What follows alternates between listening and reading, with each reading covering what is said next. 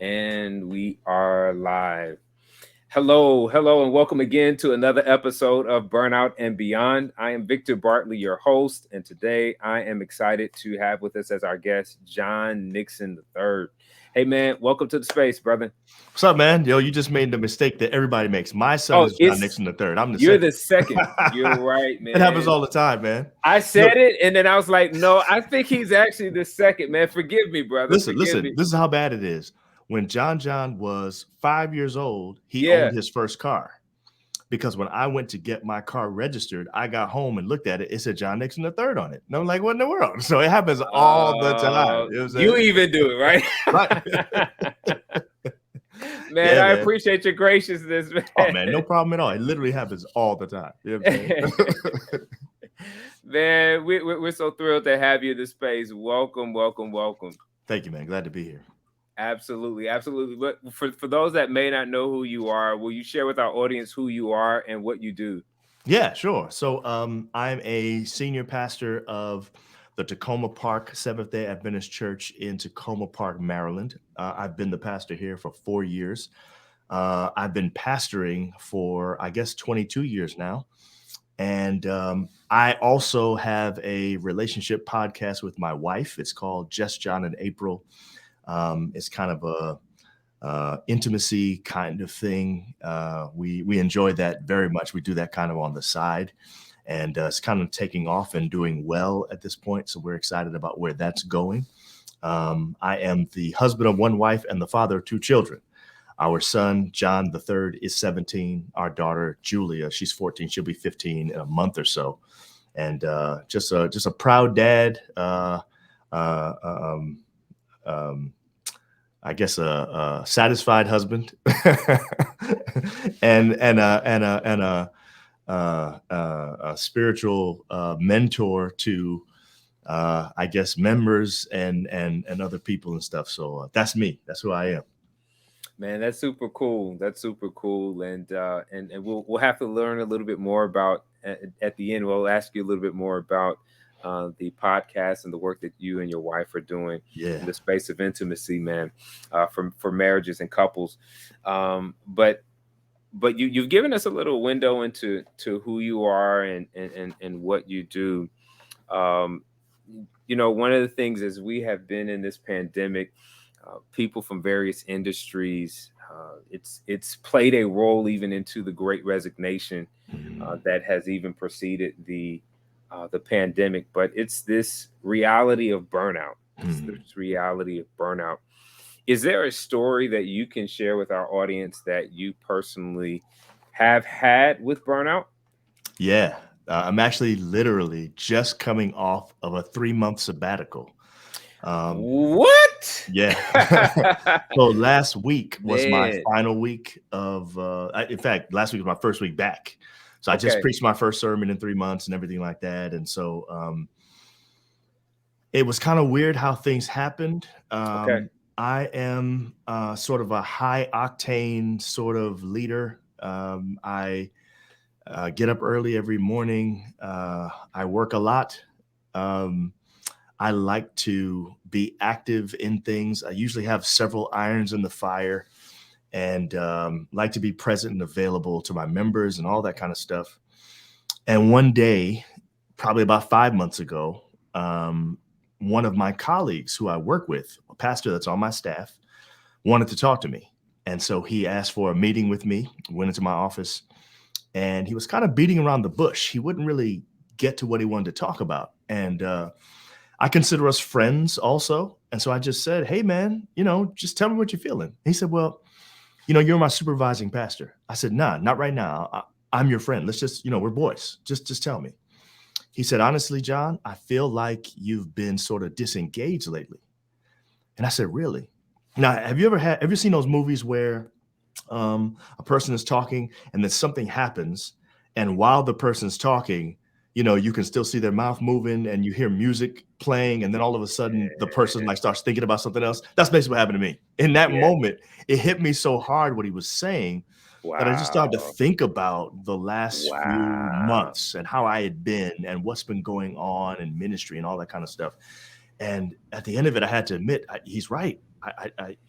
So anyway, there's another guy on my team who I called into my office right after that. And I said, hey, man, listen, um, what do you think about me and the church right now? Like, how do you feel about how I've been? And I said, honestly, just tell me honestly. I don't hold anything back. If you think it's gonna hurt my feelings, who cares? Just tell me. And he started thinking, and he said, honestly, John, almost the same cadence, almost the same everything. He said, honestly, John, you seem a little disengaged. And I was like, wow.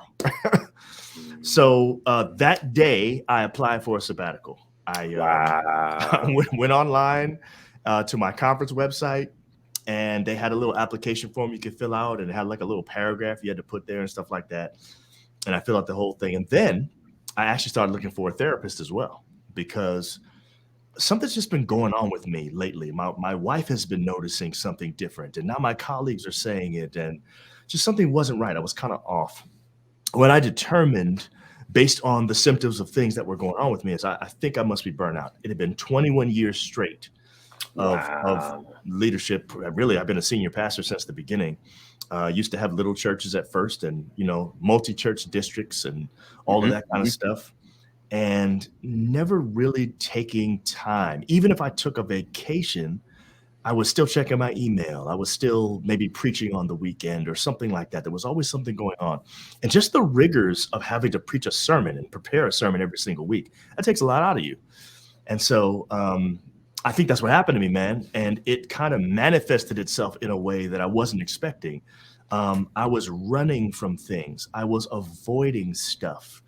There was a period of time where I wasn't on time paying my bills, and that never happens. I mean, I'm like a regimented guy who doesn't miss anything, and it just wasn't like me. So um, that period of time, that 3 month period, was absolutely necessary for me, and I soaked up every moment of it. And now on the other side of it, I'm feeling rejuvenated.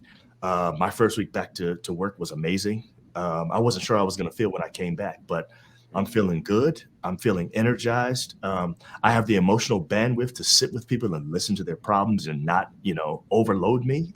Mhm, it's, mhm, mhm. it's amazing, man. So That's major, man. yeah, it is.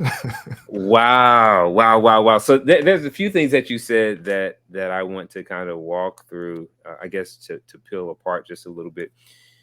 The Just kudos to your pastoral staff and your team for being courageous enough to be honest with you.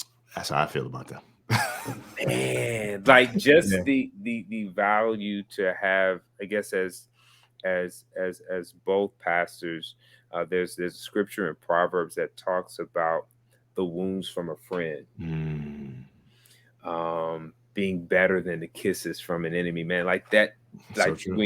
when you just describe the first one just approaching you about it, but then the Yeah, second one being open, kind of being caught on the spot, and still being able to share honestly with you. Man, that community is so necessary for the recovery journey and the intervention journey of burnout. hmm, Sometimes I think we can, in a society that focuses so much on the individual success and the yeah, individual growth and kind of standing out, we can lose the quintessential importance of community. very true. Very true.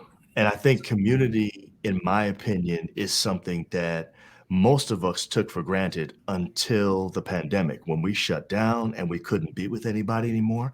I think we all sort of gained this sense that community is vitally important. We were going through bouts of depression. We were getting stir crazy at home. It wasn't just being locked in your house because you could go out and walk. People could go Sure, outside. It wasn't like sure. that. It was not being able to be around people. And you started realizing even introverts like my wife, who loved the pandemic at first, after a while was like, I shouldn't say the pandemic. Pandemic's still going. I should say Sure, the isolation, the sure, quarantine is what I really mean. sure, sure. Man, after a while, even my introverted wife was like, "Man, I can't wait to get with people again." So, I think Mhm. the importance of community has been reinforced for the world during this last 2 year period. You know what I'm saying? Yeah. No, and it's going to be even more necessary and critical on the rebound from COVID, Right. because as those that are reporting that are close to that have a pulse close to the various elements of this are already predicting and talking about is the mental health pandemic that's going to follow. Mm. And so the reality of community being not just heightened, or the awareness of it being heightened during this pandemic, but the necessity for it being a part of, even in a more intentional way, for the life after the pandemic, whenever that comes, right? Yeah. And Yeah. so, just to see how it was critical for you at this juncture 5 months ago is just powerful, Yeah. simple, significant, and powerful. Yeah. Um, like, I guess in previous, um, did it seem as though, did in the conversation with them, was it something that they said to you in that moment that made you say, "Hey, I've got to go and do this right now"? Like, Yeah. sometimes I would think like maybe I'd wait a week or so. I'm going to talk to a few other people, but you're like, "Nah, let me go on the website. Let me take care of this right now." Yes. It was so it just so happened that a couple of things had happened earlier in the week that I Okay. think God was setting me up, honestly. Okay. Okay. Um because I've been having this problem Got it. of not being available for people, I missed some pretty critical things with my members that never happens. Okay. Someone lost someone, someone had passed away, and I failed to reach out to this person, Mm. and time had passed, maybe like 2 or 3 weeks, and I still hadn't called them, and I had other things going on, but that's never an excuse. No matter what, I just dropped things to kind of reach out, and I hadn't done that. And I found out later on in staff meeting that this particular member was hurt because no one from the pastoral staff called them. And I said, man, I forgot about that. So that day I went in, called her. She was she was standoffish at the beginning of the conversation, Hmm. almost as if she was upset about something, and Hmm. rightfully so. Um, I apologized to her for not getting back to her quickly, and then sort of went into pastoral mode. And the Lord helped it to be a good conversation. She didn't stay upset the whole time. She actually allowed me to minister to her. And by the end of the conversation, I was praying for her and still had that impact that you like to have with someone who lost someone, even though it was 3 weeks late. You know what I'm saying? Sure. Sure. And Sure. something else had happened that week, similarly, that had already put me in sort of a, Mm. I guess, a vulnerable emotional place, right? And so then my colleague comes to me with this. Mhm. It was like a gut punch. Got it. Um, and like you said, wounds from a friend. Bible says that sharp words cut like a sword, but words Yep. of wisdom heal. Yeah. and Yeah. and this thing, even though it hurt me to hear it, I could tell where it was coming from, and it felt like love. It felt like, Wow. I have to say this to you kind of thing. And even the amount of effort he took to even get to it, and I had to pull it out of him and all that stuff. So that situation kind of put me in a position where I was like, you know what? This is something I have to do right now because I know myself. I'm not the type to take a break. I'm not the type to take time off. If I don't act on this immediately, then tomorrow I'm going to feel better and I'm just going to come back to work and everything's going to be fine. Fine. Wow. You know what I'm saying? I'll ignore the Sure. burnout, just push through, because that's what I Absolutely. do. I just push through whatever it is that's going Yeah. on, because that's what we're taught to do. You know what I'm saying? In fact, honestly, man, that's what a good pastor does. We push through. That's what strong people do. That's what, we grind. You know what I'm saying? It's in the culture. It's part of the nomenclature. It's just how we talk about being great. And I didn't want, in that moment, I said, if I don't act now, I'm going to succumb to what I know is the way to do this, which of course is the wrong way. And that'd be more of the same. And I'm glad I did. I'm glad if I hadn't emailed them right then, and only a couple of days later, they said, you've been approved. to go from January 16th to April 16th. At the time when I signed up, it was like November, something like that. So just had about 6 weeks or 8 weeks until my thing. So once I got approved for that sabbatical, just the approval itself began to take a weight off of me. Just looking Wow. forward to Mhm, having time off. It mhm. was amazing. It was definitely what I Wow. needed. But I know Wow. myself. That's why I just did it right then. No, I got it. I got it, man. No, that's incredibly powerful. And you touched on something that obviously isn't going to be undone in this conversation or in the next couple of years. It's just the reality that the way ministry is designed, it's designed for burnout to happen. It is, man. We've set it up that way. We don't even Yeah, realize it. yeah, yeah. And it's in It's our this. churches too. We It we is. got burnout happening with our officers and our members and all that stuff. It is. It's crazy. And what's and you know, one could look at that and say like, okay, the system needs to change, and I think there's definitely a place for that to happen. But I think maybe even the greater tragedy is that we don't talk about Right. it. We don't, man. Like, we don't talk about it. In fact, it's a badge of honor Right. to continue to burn out, to continue to push through it, to Yeah. not address it. Yeah. And from the challenges in home to relational fidelity to impropriety, just the number of things that can come out of this that have been normalized are just a part of the way it's been viewed as. This is the badge, this is the burden. I think if I could use this term, we've almost equated burnout to the burden of the Lord. Hmm. We um spiritualized it. we've spiritualized it, Yeah. man. Yeah. We've You're right. spiritualized it. And so, like, to hear you take this courageous stand and to immediately move as you sense God leading you to take a break, Yeah. like the spontaneity of your movement, man, is to be commended and affirmed, man. So I deeply am appreciative, man. But 3 months, tell me, like, I gotta ask. So what made you not decide on 1 month, 2 months?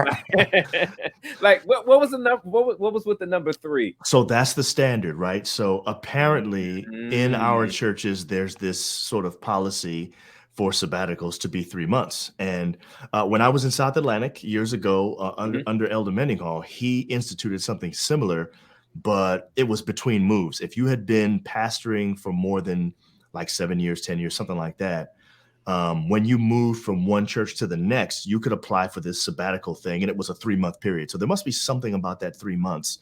I don't know where it came from. I don't know. It wasn't my idea. It was Okay. just part of the policy.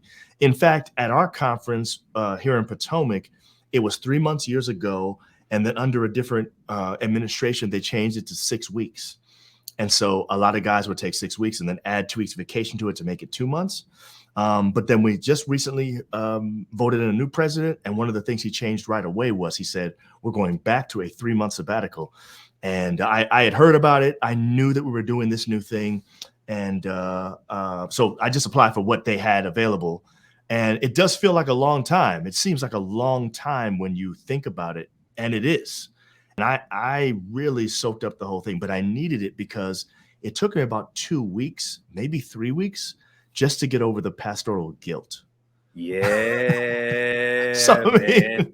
I mean, I spent my first 2 weeks, man, like struggling to like not check my email. So I had to like, okay, somebody gave me this advice. I turned off my emails. So like I was still getting email to my personal email, but I have three work emails. I have the university email I turned off.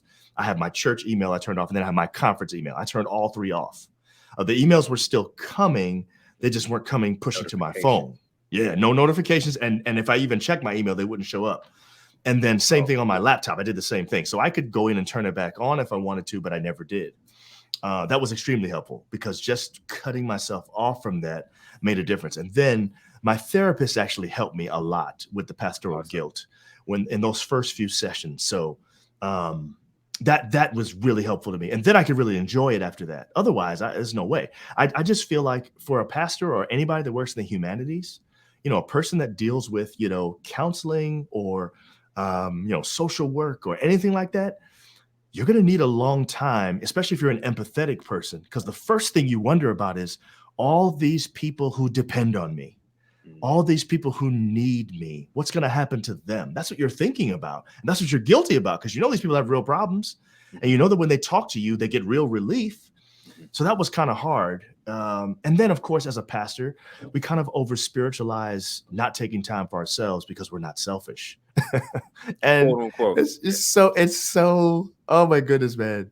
I don't understand why we have these things this way, but we've literally set ourselves up. I never heard it the way you said it just now. We've literally set our system up so that you have to burn out. You have to. There's no other option Yeah. based on how it's set up. And it's Yeah. crazy. But anyway, the guilt, I think, was the big thing. And I think a person in the humanities would need a lot of time anyway, just to get over whatever it is they need to get over so they can really enjoy it. So I would say the second half of the first month, and then month number 2 is when I really started to feel my stride and started to like really get it down. I played a lot of golf. I traveled to different places so that I could play. I went to visit people. I was doing regular, mundane, day-to-day stuff every day here at home. I told my wife, "You've got 3 months off from cooking." So I cooked every night for the whole sabbatical. I Oh, would drop off and pick up the kids every day. Just that kind of stuff. Mindless things that didn't take the amount of emotional bandwidth that pastoring takes. yeah. And man, I stayed busy, because I like to do stuff, but it was busy doing nothing. I was watching Star Trek Voyager every day. You know what I'm saying? I mean, it was great. I was just chilling, watched a lot of golf, stuff like that. I read my Bible. I read a lot. I read a couple books, some Yeah. really good ones too, actually, during that time. But it's because I Okay. like to read, you know what I'm saying? So I Yeah. just did the stuff I only wanted to do during that time.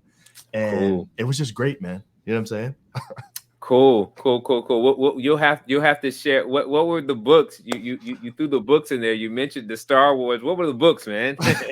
One book was All In by Mark Batterson. You might have already read it. It's an older book from, I think he wrote it in 2013. I'm familiar Um, with it. I haven't read it, but I am familiar with it. Mark Batterson is a pastor of a church here in DC. Yes. And it's an amazing sort of outside the box church. He basically bought a coffee shop, and that's the church.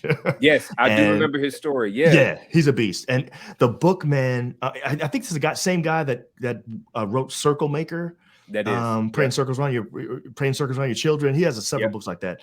But the essence of this book was that you have to go all in with God and not have backup plans Mm, and insurance policies and stuff like that. And he goes got it. through and shows different Bible characters that went all in. And I recognized, during my sabbatical, one of the things I learned about myself, I hadn't really been fully just all in. I'm kind of holding something back, or I have a little insurance policy here and there. So that was a helpful book. I read another book called Rich Dad, Poor Dad. That's a really Okay. old book too. Yep. Yep. Yep. Yep. And that was amazing as well. I'm trying to think of what else I read. But those two come to my mind right now. Okay. I might have read something else too. I'll look at my Audible, because a lot of these books I read while I'm driving and stuff like that. Yep. Um, and anyway, I can give you some more, but some of them are really good, man. I know you like books. Yes. Yes. Yes. Yes. Yes. I am a bookworm. I You am a are. Oh, I bookworm, know what the man. other one was. No, the other one's called The Great Sex Rescue. April and I read that together. It was actually something that kind of helped us with what we're doing with our intimacy stuff. Okay. The lady's name is Sheila Gregoire, and that book is amazing. The essence of that book is that in the church, um, we have pretty much set things up so that women usually don't enjoy sex as much as men, like married women. Wow. And Wow. there's kind of a reason behind that. And so that was eye opening and amazing. So Wow. those 3 books were like next level. You know what I'm Okay. saying? Okay. Okay. Okay. Super dope. Super dope, man. As you were talking about that, I think just for those that are connected to you, that are watching and listening to this, if you're a pastor in any organization, I think it's very important that you understand the working policies, particularly around sabbaticals. You That's know, true, big. this thing is, I think, one of the things that mental health has come more to the forefront. But that's great that your organization, the leadership there, announced this. It was something that was put out there, and again, obviously, someone may fall through the cracks in the communication of it, but it's out there. But I think as well, for pastors that are listening, for leaders that are listening, to go in and inquire if it's not immediately accessible, to find out what the policy, to find out what the practice is, to find out what the standard is for Yep. how long you get, and how it works, and what you need to do in order to engage in the process of your sabbatical. No, that's extremely powerful. The other thing that you've mentioned, and I am wholesale in agreement with, the necessity for a therapist, for a coach, for someone to be a part of your community that can help Absolutely. you see inside you better. Yeah. And yeah, as you were talking about your experience with your therapist, I'm just even reminded of my ongoing one as well, with my therapist, and the incredible blessing that it has been to my life. And so I'm so awesome, so glad to hear that it's also blessing you as well, man. Yeah. So one of the things I did right after I decided to get the sabbatical, after I got approved, as I stood up in my pulpit before a sermon, I guess sometime in November, and I explained to my church what was going on with me. I said, I've been disengaged. I said, I think it's burnout. I have applied for a sabbatical and I have secured a therapist. I told them all that. And I wasn't sure how they were going to respond. And part of Mhm. this, Vic, I think is, we understand the culture at church. Mhm. We're part of the reason why the culture is what it is, right? We're the leaders. So, Yeah. um, and so my expectation was that my members were going to be in some ways, they would object maybe to this idea. Why Mhm. would you do that? Where are you going? That kind of thing. I didn't get any of that. They were all supportive. They were all giving me good words of encouragement and stuff. And one thing I heard over and over again, especially from the Black men in my church, was thank you for telling me about the therapist. They were like, I've been thinking about doing the same thing since the pandemic. Things have been worse, blah, blah, blah. So I do think it's good when we as ministers are open with our members about that. It shows that we're human beings, but it also gives them permission to look into something that they may be scared to look into, or maybe that has like a negative cloud over it or whatever, Stigma. a Yeah. stigma. Yeah, thank you. Yeah. Stigma. Yes, there's a Yeah. stigma when it comes to therapy that you're crazy or Absolutely. something like that. And when your Absolutely. pastor says he's getting it, and he's not crazy, or at least you think he's not, Right. it makes you say, oh, well, maybe I can do that too. So that was one of the things I did, and I think it was helpful. And I was really happy because I thought the way they responded gave me even more permission to really just lean into this sabbatical and to really enjoy it and to get squeeze all of what I could get out of it. You know what I'm saying?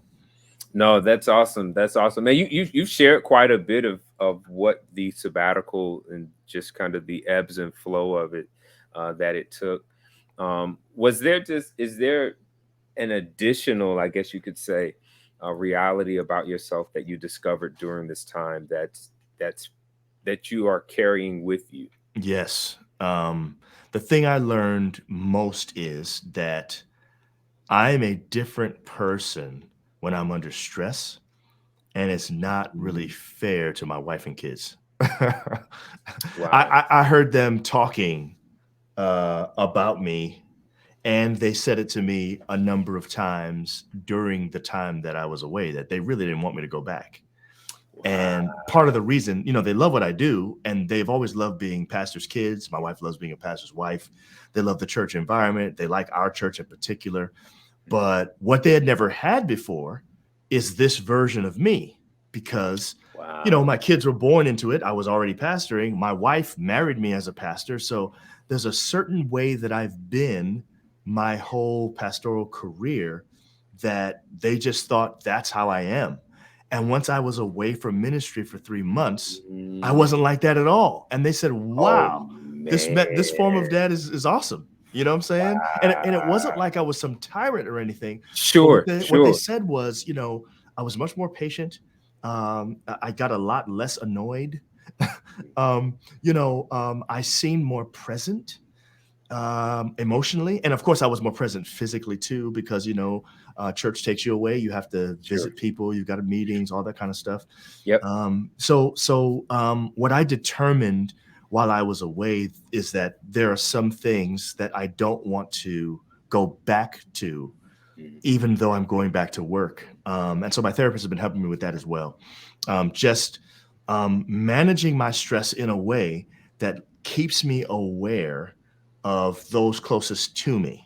Because here's the reality: I don't think any of my members would ever have a complaint about how I am when I'm stressed, because I have a Mhm. keen sense of making sure I'm my best self with them. But Professionally, yeah, professionally, but yeah, then but yeah. then I use up all that energy, and when I get home, I don't have enough to still do the same for my wife and kids. So I think that's the biggest takeaway: is self-control, and and trying my best to set things up so that I'm not in a place where I can't be a whole person for them. You know what I'm saying?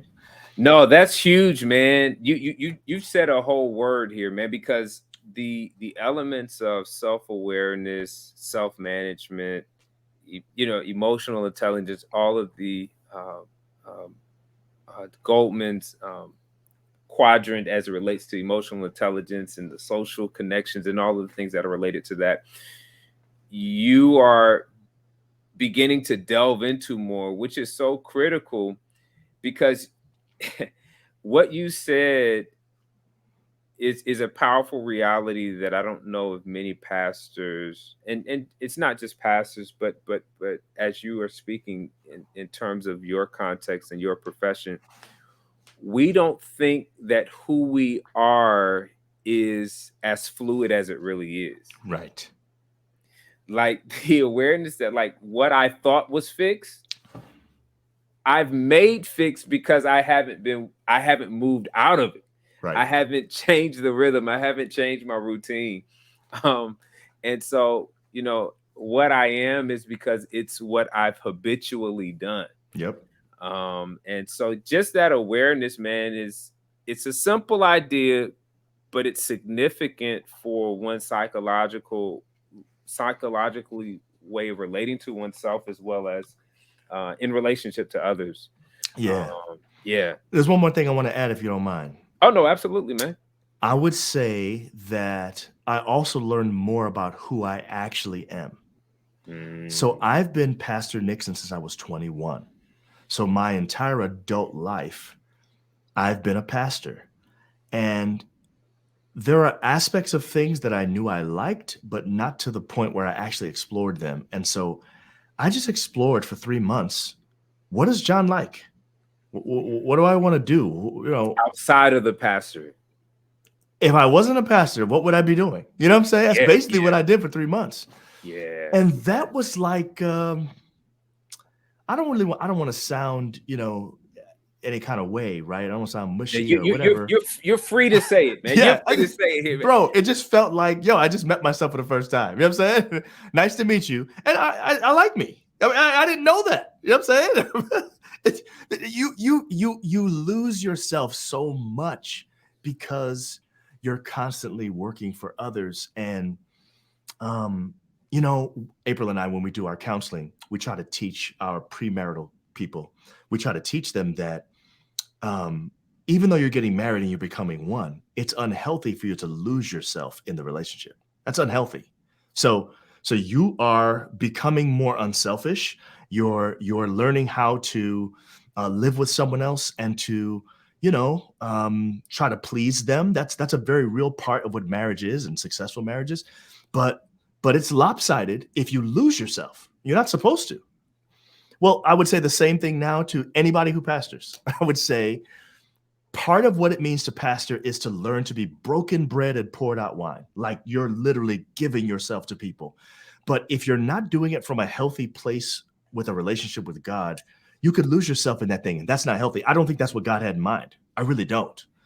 And you know what? No one tells you that. You don't know that. and I had to discover that kind of on my own over the last few months. And I like I said, I feel like I'm a whole person now, and that allows me to be something different to my wife and kids and those around me, because I am fully not just Pastor Nixon. You know what I'm saying?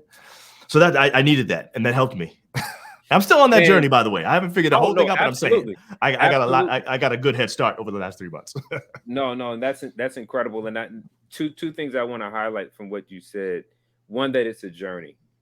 As much of what burnout is are deposits from years. Mm, So overcoming it isn't going to happen completely over a couple of months. you're right.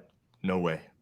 You're Right. absolutely So right. it's a journey, as you absolutely said. And so every step of the journey forward gives you courage, gives you life again, recharges you in a way that you've never experienced before. Right. And so you feel like it's completely gone. But like you're saying, the unveiling of various elements of it continue to happen Yep. along the journey as you go. Man, the second thing that you said, and that I believe is such a critical element in the intervention journey, and you nailed it, is differentiating between who you are and what you do. Yes. The role that we feel, are we catering to the role, or have we brought all of who we are to the role Mm. and are acting the role out based on who we are? And Vic, you got to pause there for a second, because I think God designed you in a particular way on purpose, and He called you to what you do because He thinks that when you bring all of you, it actually enhances what you do. So you're actually, if you don't really understand who you are and you're not bringing all of yourself to what you do, even in that case, you're even selling yourself short from a professional standpoint. Absolutely. So knowing who you are is very important, and it takes time to get to know who you are, I think, but you got to give yourself permission to really be able to do that thing. And what are the things you like?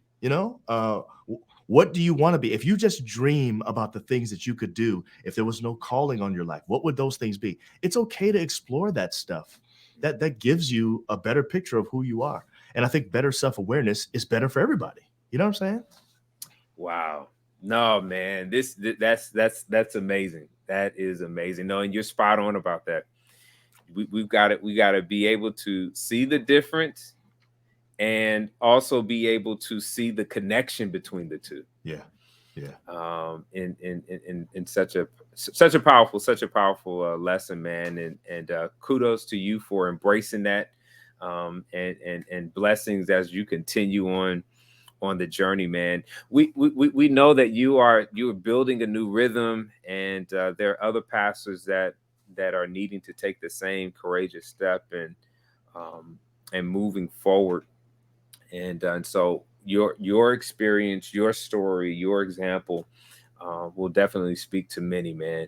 And we definitely appreciate you for that. Man, you shared with us a little bit at the beginning. As we wrap up, you shared with us a little bit at the beginning some of the things that you do, you and your wife, the podcast that you have going on. Tell us how we can connect with you and learn more about what you all have going on. Yeah, so I guess you could go to our website, which is justjohnandapril.com. There's a lot of about us on there. If you Okay. wanted to watch our podcast, it's on YouTube. We actually upload new episodes every Monday. It's kind of a radio show. We're actually on the radio here in DC, and so has a little bit of a different format. We talk about relationship stuff, but we do so with kind of like what's going on in pop culture. So this last episode we just did yesterday, we talked about Cam Newton. He made some Mm, comments about what a yep. wife should be, what a woman should be, or whatever. So Yep. we had our own, take on that. And then every Wednesday night at 9 p.m., we do a live. It's on Facebook and YouTube as well. So if you go to Just John and April on YouTube, you'll find us there. And I guess if you want to follow us on Instagram, we do reels all the time. So that's Just John Yeah. and April on Instagram. So pretty much Just John and April anywhere. You type that in, you'll find us anywhere that there's social media. We're on it. So yeah, Super that's where you dope. can find out more. Awesome, awesome, awesome, man. Well, our listeners have been encouraged by your story. That while it was done for the professional work, it's impacted all of you, Yeah. and the relationships that are most important to you. And so we are super happy and glad about that, man.